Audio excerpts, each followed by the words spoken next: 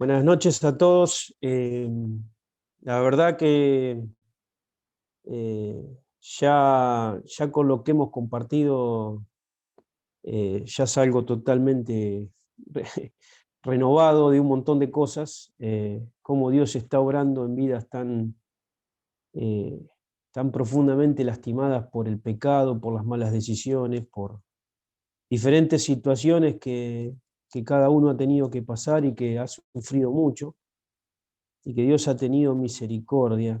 Hay una palabra misericordia en el Antiguo Testamento, que no es Gesed, que es, bueno, ahora no me acuerdo cómo se nombra, que es lo que produce en Dios, la, la tristeza que produce en Dios, ver la tristeza de la consecuencia de los pecados de su pueblo. Y desde ese lugar se conmueve, como decía hoy un hermano, se podría llegar a decir, se hace empático, no simpático, pero empático, y busca cambiar el presente o la vida de los que están sufriendo de esa manera por el pecado. Así que eh, gracias a ustedes por este tiempo. Yo también he estado un tiempo metido en las drogas, ya hace 22 años, 21 años que Dios me dio la gracia para dejar, para abandonar ese mundo y poder seguirle a Él y servirle a Él. Así que eh, agradecidos de estar en este tiempo. Y recién escuchaba una canción antes de venir, no les voy a decir qué canción porque si no me van a matar. Eh, no sé si, bueno, se le voy a decir, porque mi hija me dice, decilo, decilo. Ustedes, no sé si vieron la película Enredado, o Enredada, no sé cómo es la princesa esta de Disney. ¿Se acuerdan de esa película o no? Sí, sí, sí, sí. Es una estupidez lo que le digo, ¿no? Pero ella canta una canción que dice, tiempo fue que como que estaba perdido. Hola, ¿me escuchan ahí? Sí, te escuchamos bien, Ah, Ignacio. no, porque no veía el coso. Y que ahora todo era diferente, ahora cambiaste todo. Y bueno, la piba no sé ni a quién le canta, pero yo me acordaba del día que cambió todo el Señor en mi vida, ¿no? Aún pensando en esa canción, el día que cambió todo, y a veces después de tantos años como que nos vamos olvidando un poco de dónde salimos, de las ruinas de dónde nos sacó, eh, y perdemos la dimensión y la valoración, porque nos acostumbramos a vivir esta vida cristiana y nos olvidamos de la oscuridad, del dolor, del llanto, del vacío que teníamos antes de Cristo, ¿no? Así que es tremendo como este tiempo con todos los chicos que están luchando con tantas cosas, trae a mi corazón, trae a mi mente eso, pero no como para sentirnos mal, sino para dimensionar nuevamente o renovar la obra de Dios en nuestras vidas. Así que por eso le agradezco un montón este tiempo. Para compartir la escritura había pensado en la palabra restaurar, ¿no? Eh, y en restauración o reconstrucción en la Biblia hay un libro precioso que lo hemos estado estudiando en la iglesia también. Hay un libro precioso que es el libro de Nehemías. Y Nehemías, si se puede ponerle un título, es un restaurador, un reconstructor. Eh, pero más allá de la reconstrucción, más allá de, de que Nehemías, no sé si todos lo conocen al libro, pero se trata de que Dios lo ha llamado, le ha movido el corazón a levantar los muros en Jerusalén, una ciudad que estaba en ruinas, una ciudad que estaba los muros y las puertas quemadas, y Dios lo llama a restaurar estas cosas. Y bueno, hay un proceso precioso ahí que termina restaurando el muro. Pero hay otra situación, que en el capítulo 1 hay una descripción de la condición del pueblo, no solamente de la ciudad, y el pueblo estaba en gran mal y afrenta, estaba en una condición absolutamente mala y estaba afrentado, estaba siendo hostigado. Y claro, no había muros, no había puertas, era la entrada fácil al enemigo y que vivían en esta continua tensión de peligro, ¿no? Y la segunda parte del libro, el capítulo 8 en adelante, Nehemías nos habla de la reconstrucción de corazones, de la reconstrucción de corazones, de la reconstrucción de un pueblo que estaba en ruinas, no solamente una ciudad en ruinas, sino un pueblo que estaba en ruinas.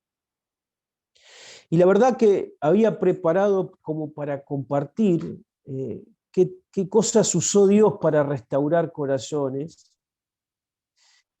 pero la verdad es que mientras escuchaba los testimonios y mientras escuchaba lo que estaban compartiendo, estaba orando también y pidiéndole al Señor qué por ahí compartir con ustedes. Y la verdad que eh, quizás en otro momento, si alguna vez tengo otra oportunidad, me encantaría ir paso por paso, cómo Dios restauró los corazones de esas personas. Capítulo 8, 9 y 10 de Nehemías son impresionantes. Quería sacar algunos conceptos para que podamos pensar, pero en realidad me gustaría pensar en el corazón de Nehemías en esta noche, en un rato, en un breve repaso, porque los que lo han leído han visto que Nehemías ha hecho muchas cosas, hizo muchas cosas. Qué sé yo, por ejemplo, enfrentó al rey más poderoso del mundo, estuvo frente a él expuesto a la muerte, enfrentó a los enemigos más poderosos que había a su alrededor, va a un pueblo que está totalmente acostumbrado a vivir mal, va a Jerusalén y encuentra una ciudad totalmente sin defensas, porque sus puertas y sus muros están totalmente destruidos, y todo alrededor de la tierra de Judá estaban, se habían puesto eh, eh, todos gobiernos que pertenecían, por supuesto, a Persia en ese momento, pero que todos, ninguno buscaba el bien de Israel, y estaban todos para destruir cualquier cosa que se haga. Y Nehemías se enfrenta a los enemigos y los enfrenta de una manera impactante. También enfrenta a usureros que había en el medio del pueblo, luego que van restaurando el muro. Enfrenta una obra tremenda. Y luego hay un ataque personal hacia él en el capítulo 6, que también lo enfrenta de una manera, con una hidalguía y con un valor que son absolutamente eh, rescatables y también valorables, ¿no? Entonces, pensando en tanta lucha que está viviendo cada uno de ustedes, en lo que compartía, me gustaría que en esta noche podamos contemplar un poquito estas acciones de Nehemías, pero esa valentía, ese enfrentar cosas que realmente son pesadas, porque si hay una cosa que tenía Nehemías, y les pido que después lo lean, Nehemías era absolutamente realista, era realista. O sea, capítulo 1, cuando a él le cuentan que la ciudad estaba así, dice que se puso a llorar. Un día le pregunta al rey de Persia, Artajerjes, ¿qué te sucede, Nehemías? Cuando un rey le preguntaba a un copero qué le sucedía, ese copero podía morir, porque siempre tenían que estar en una condición y en un estado perfecto para no debilitar ni alterar ninguna condición del rey, aquellos que le servían cerca. Entonces, Nehemías dice que en el capítulo 2 que temió en gran manera. no esconde en ningún lugar las emociones que le producían las situaciones. Ahora, desde esas emociones percibidas y sentidas, era que se ven las otras virtudes hermosas. Por ejemplo, cuando él se entera, él llora, pero luego de llorar ayuna y va a la oración. Luego de que él teme que el rey lo mate, él ante ese temor se anima a hablar lo que tenía que hablar, orando a Dios que le dé sabiduría acerca de lo que tenía que hablar con el rey. Cuando pasaban otras cosas, se enojó muchísimo y desde ese enojo también actuó bíblicamente. ¿Qué les quiero decir? Que puede enseñarnos mucho Nehemías porque en ningún momento evade las situaciones. En ningún momento se esconde de lo que le producen esos cuchillazos que le clava la vida. Al contrario, él enfrenta esos dolores de una manera valiente y enfrenta situaciones de una manera muy valiente. Pero ¿qué era lo que le daba ese valor? Por supuesto que era el Dios de Nehemías que le da ese valor. Entonces podemos hablar de muchas acciones y reacciones de Nehemías, pero lo que primero lo ha hecho conmigo, darnos un antes y un después, le puedo llegar a decir. No quiero exagerar con esto, pero ¿qué era lo que tenía Nehemías que tenía semejantes acciones ante semejantes cosas? Nuestras presiones son grandes, pero las que vivió este hombre también. Qué sé yo, piensen en un rey que es imposible pensarlo ahora, como el rey Artajerjes, que había vencido al imperio babilónico, que no había ningún rey en la tierra por sobre él. Y frente a ese rey se expuso a muerte. O sea, si hay algo para ser cobarde, eso es una buena razón para ser cobarde. Y estos enemigos tan poderosos que estaban alrededor, no permitiéndole construir el muro, en el capítulo 6 lo atacan directamente a él. Y él tuvo respuestas evidentes que nos van marcando su corazón. Y ahí es donde quiero llegar. Porque no hay estas reacciones, estas acciones y estas situaciones de Nehemías si no hay un corazón antes.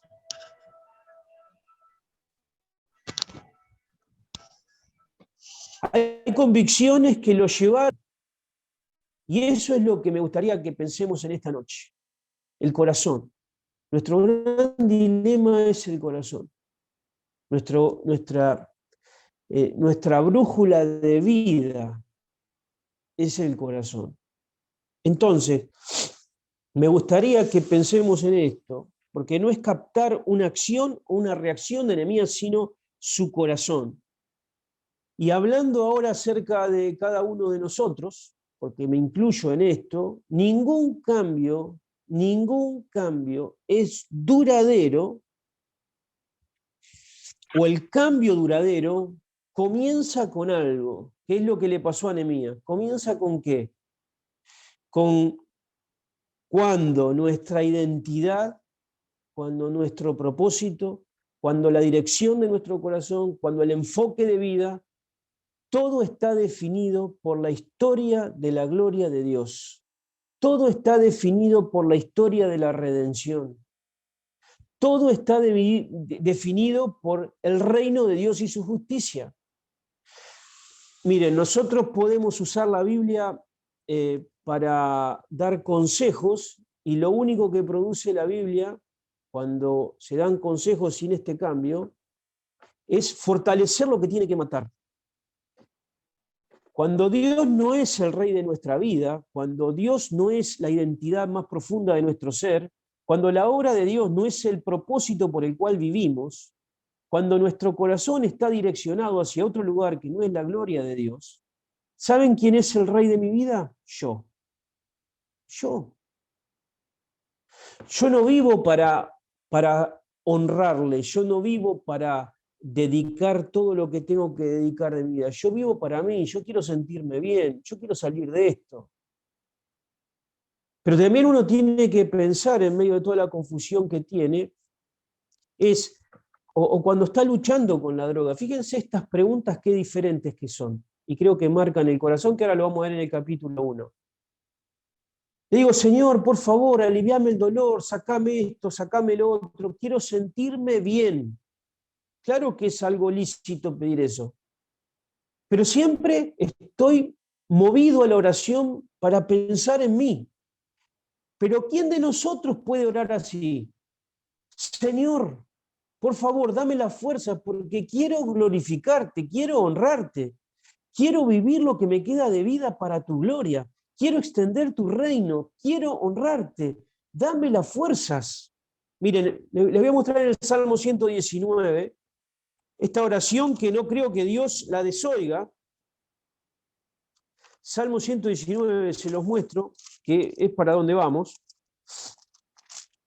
Dice el versículo 29, aparta de mí el camino de la mentira y en tu misericordia concédeme tu ley.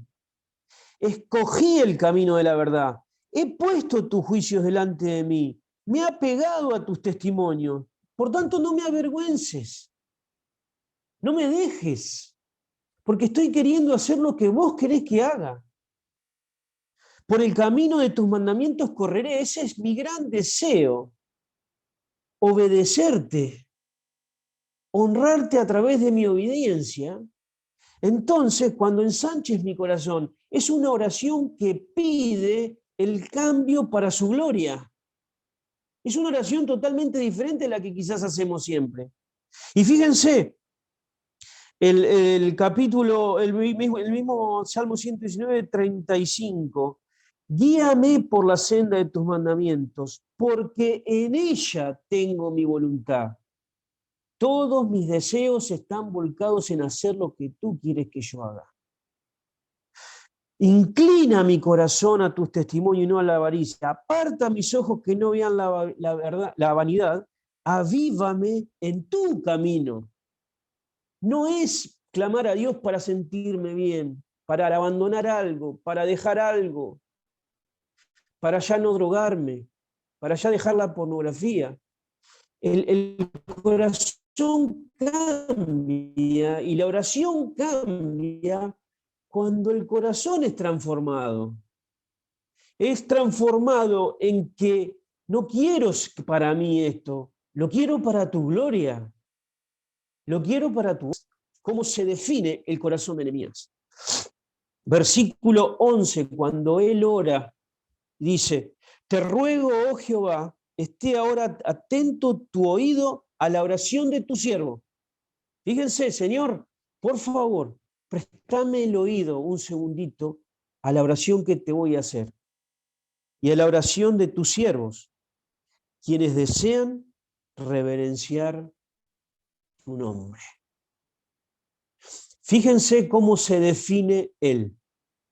Soy tu siervo.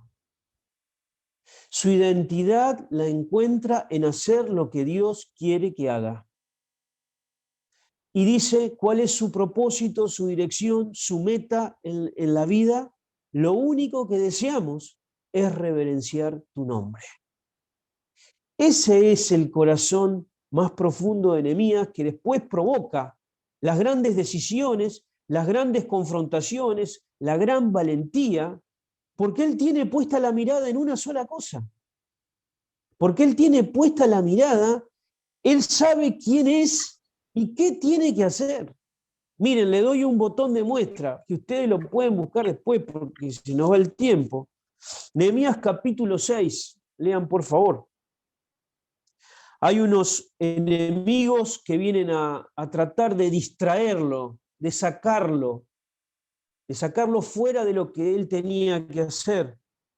Y le dice el versículo 2, Sanbalat y Gesem enviaron a decirme, ven y reunámonos en alguna de las aldeas, en el campo de Ono, mas ellos habían pensado hacerme mal.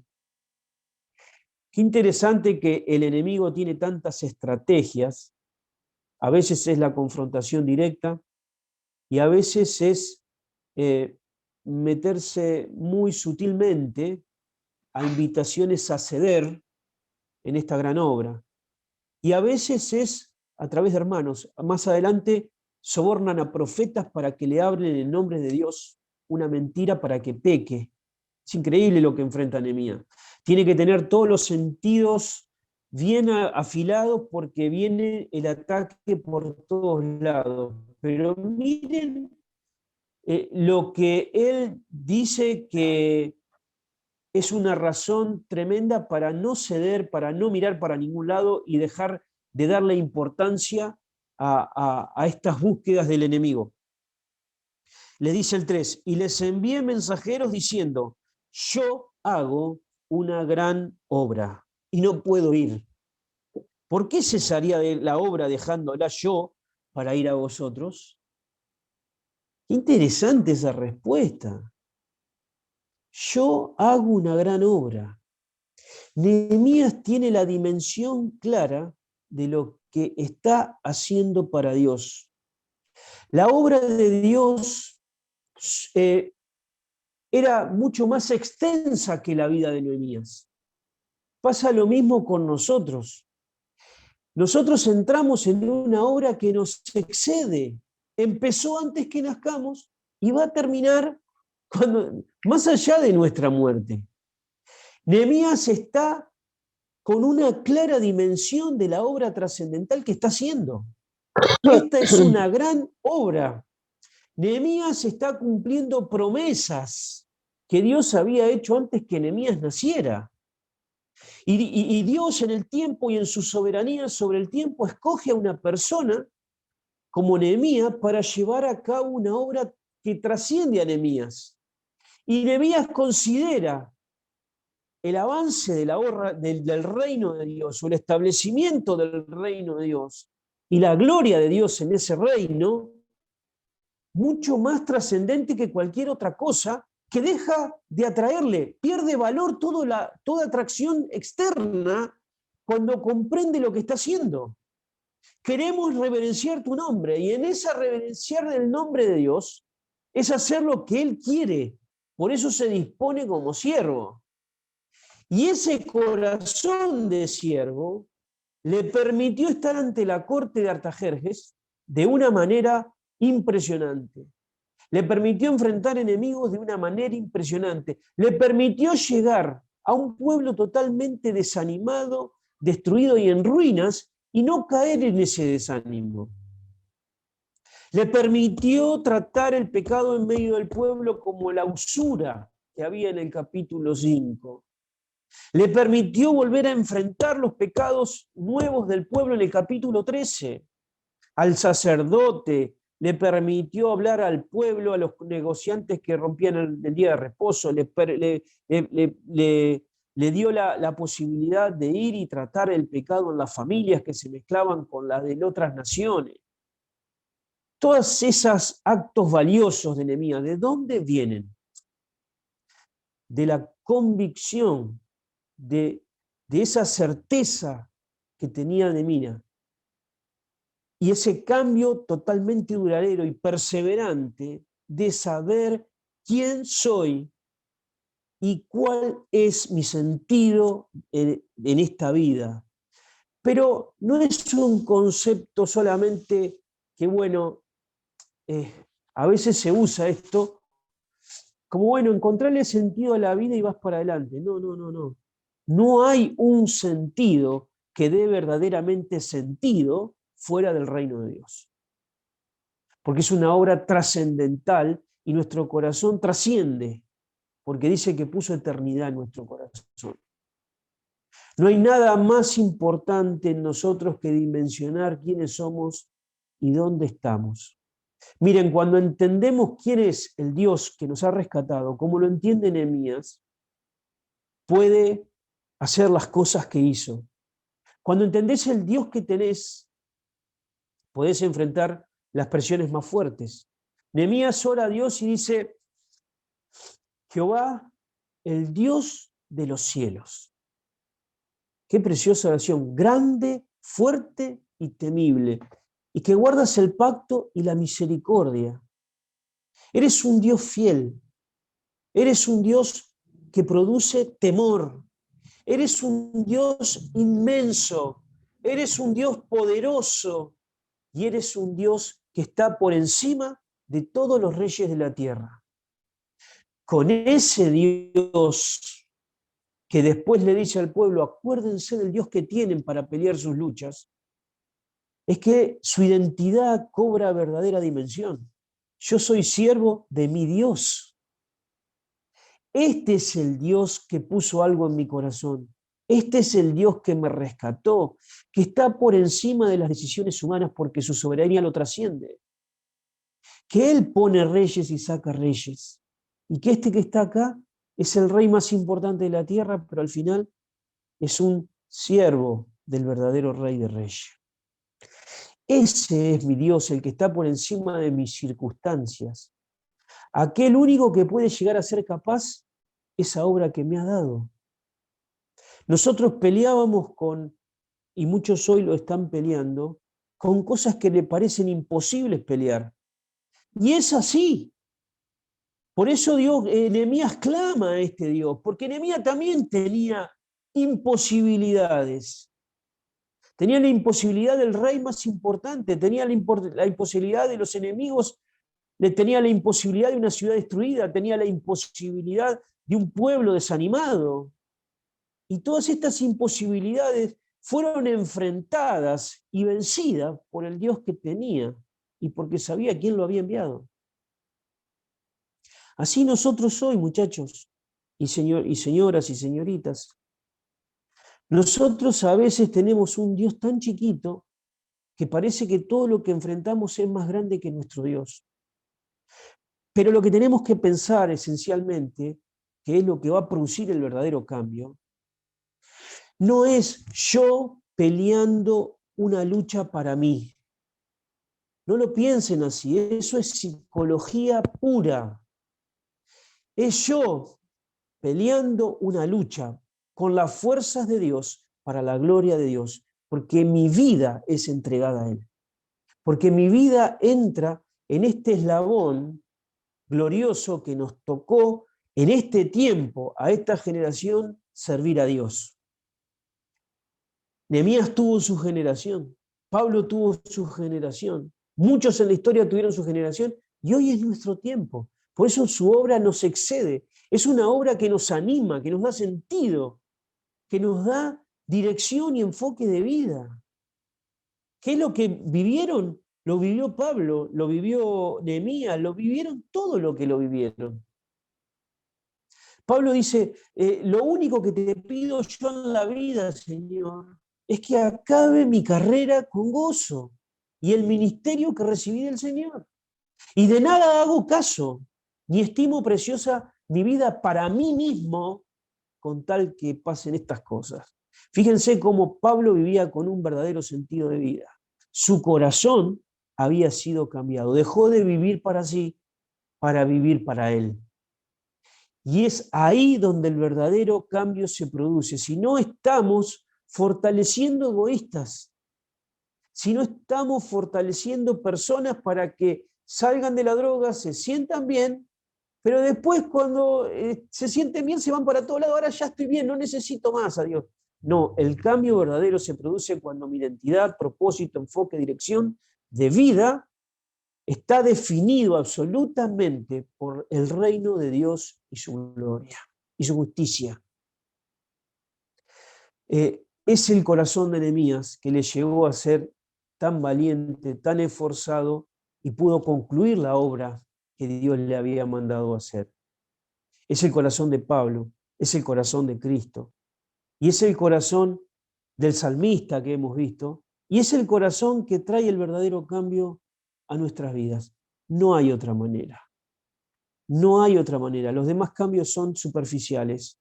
La Biblia, podemos enseñar mucha Biblia sin ser bíblicos, porque la Biblia es una historia, porque la Biblia tiene ejes radicales que es nosotros meternos a ella, no algún consejo particular para que nos cambie una situación particular y vamos a hacer un cambio superficial.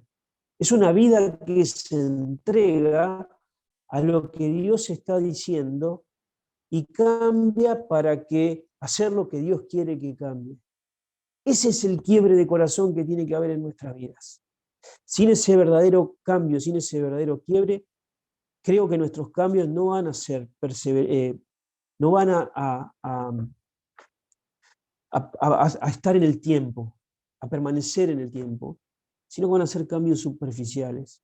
Lo que tiene que cambiar es la raíz, no las ramas.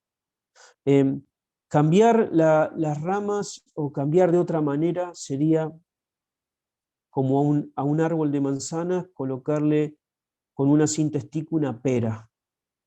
Mirá qué linda pera, y a los 2 días está toda podrida esa pera. ¿Por qué? Porque la savia, la raíz, no ha cambiado.